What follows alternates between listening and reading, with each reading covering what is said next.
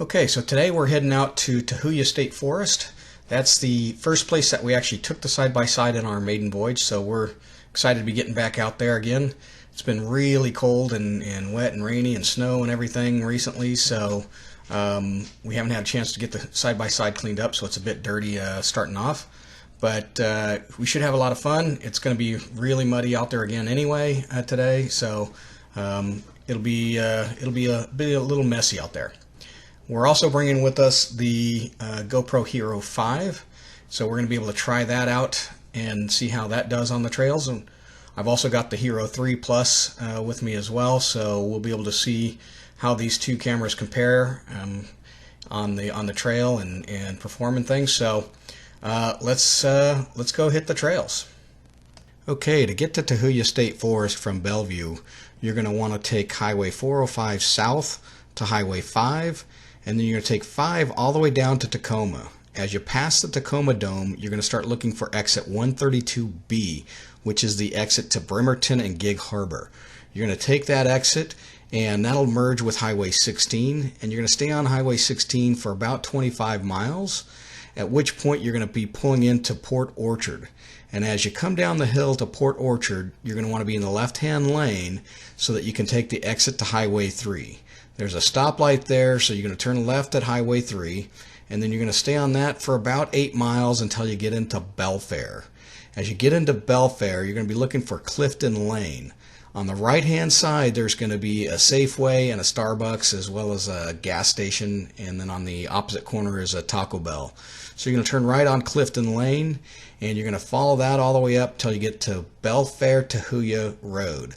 And then you're going to turn right on that, and then you're going to go up about probably about 3 miles or so to Elfendal Pass Road, and then you're going to turn right on Elfendal Pass Road, and then on the right hand side about 3 miles up or so will be a staging area.